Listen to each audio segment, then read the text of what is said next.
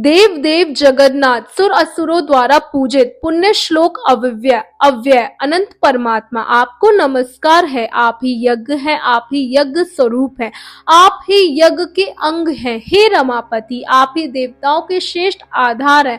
आप सभी का स्वागत है आज की इस फाल्गुन मास कथा श्रृंखला में। इस पावन मास में भगवान शिव का गुणगान करते हुए सुंदर पौराणिक कथाओं का श्रवण कर रहे हैं और इस समय फाल्गुन मास कथा यात्रा में भगवान शिव की एक दिव्य लीला का श्रवण कर रहे हैं। तो आइए इस कथा यात्रा को आगे बढ़ाते हुए आज की फाल्गुन मास कथा सुनते हैं। आज की कथा आरंभ करते हैं। देवराज इंद्र की बात समाप्त होने पर देवर्षि नारद ने राजा बलि को समझाया और कहा, हे दैव्यराज, शरण में आए हुए प्राणी की रक्षा करना महापुरुषों का धर्म होता है। जो लोग ब्राह्मण, रोगी, वृद्ध और शरणागत की रक्षा नहीं करते वे ब्रह्म हत्या के समान पाप के भागी होते हैं। इंद्र इस समय शरणागत बनकर आपके पास आए हैं, इसलिए उनका यथोचित संरक्षण पालन करता आपका कर्तव्य है। इसमें आपको कोई संदेह नहीं करना चाहिए। नारद मुनि की बात सुनकर कर्तव्य का ज्ञान रखने वाले दैव्यराज बलि ने स्वयं विचार किया। इसके बाद उन्होंने लोकपालों देवताओं सहित इंद्र का बड़ा सम्मान के साथ स्वागत किया। उनके मन में विश्वास उत्पन्न करने के लिए अनेक प्रकार की सच्ची शपथें भी ली। इंद्र ने भी राजा बलि को विश्वास दिलाने वाली शपथें खाई। देवराज इंद्र स्वार्थ साधन में निपुण थे और अर्थशास्त्र उनकी विशेष प्रवृत्ति थी।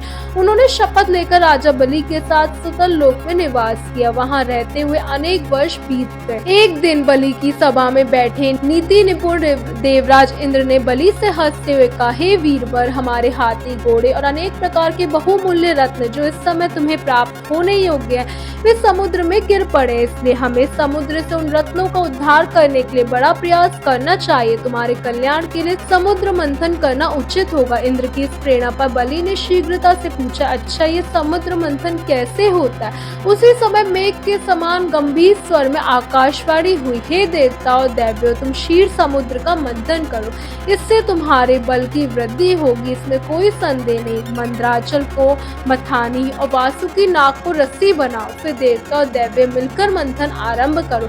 ये आकाशवाणी सुनकर सहज देवता और दैव्य समुद्र मंथन के लिए उत्सुक हो गए। वे सुवर्ण के समान क्रांति वाले मंदराचल पर्वत के पास गए। वह पर्वत सीधा, गोलाकार, अत्यंत विशाल और तेजस्वी था। अनेक प्रकार के रत्न उसकी शोभा बढ़ा रहे थे। चंदन, पारिजात, नाग केसर, केसर, जायफल, चंपा आदि अनेक प्रकार के वृक्षों से भरा हुआ था। उस महान पर्वत को देखकर सभी देवताओं ने हाथ जोड़कर कहा, हे दूसरों का उपकार करने वाले महाशैल मंदराचल, हम सब देवता आपसे कुछ निवेदन करने आए हैं, कृपा सुनिए। सुनकर मंदराचल ने देहधारी पुरुष के रूप में प्रकट होकर कहा, हे देवगण, आप लोग किस कार्य से आए हैं, बताइए।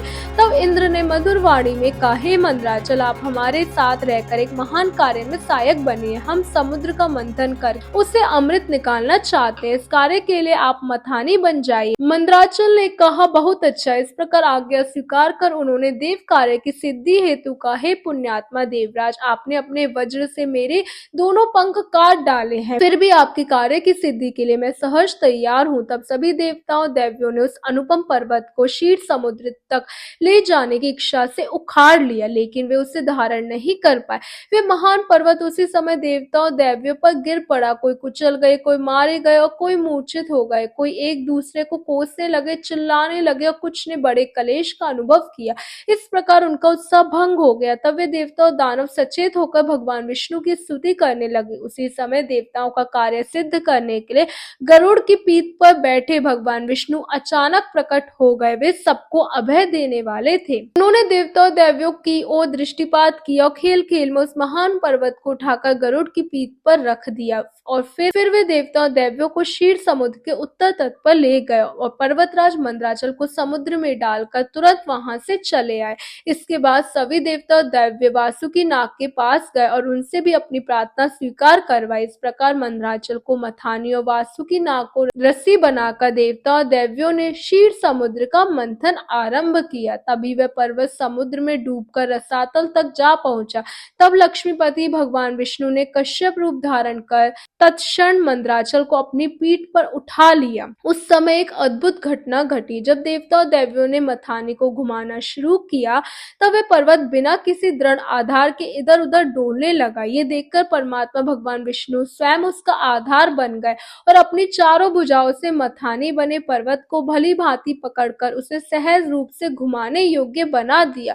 तब अत्यंत बलवान देवता और दैव्य एक होकर अधिक जोर से क्षीर समुद्र का मंथन करने लगे। कश्यप रूपधारी भगवान की पीठ जन्म से ही कठोर थी और उस पर घूमने वाला पर्वत मंदराचल वज्र के समान दृढ़ था। उन दोनों की रगड़ से समुद्र में बड़वानल उत्पन्न हो गया और साथ ही हलाहल विष प्रकट हुआ। उस विष को देखकर नारद मुनि ने देवताओं से कहा, हे देव कुमारों, अब समुद्र मंथन मत करो, इस समय समस्त उपद्रवों का नाश करने वाले भगवान शिव की स्तुति करो। हे वे परात्पर हैं, परम आनंद स्वरूप है। योगी जन भी उन्हीं का ध्यान करते हैं, किंतु देवता अपने स्वार्थ में लीन होकर नारद मुनि की बात सुने बिना और केवल अपने पुरुषार्थ के भरोसे क्षीर सागर का मंथन करते रहे। अधिक मंथन से जो हलाहल विष प्रकट हुआ था वह तीनों लोक को भस्म करने वाला था।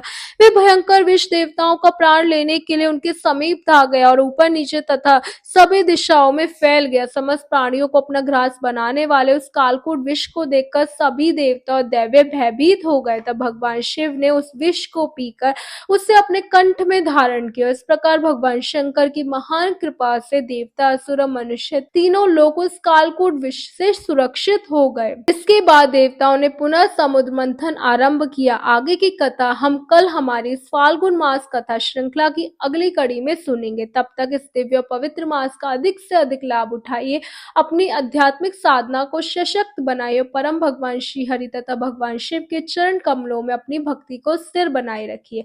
बोलो शिव शंभू महादेव की जय। हर हर महादेव।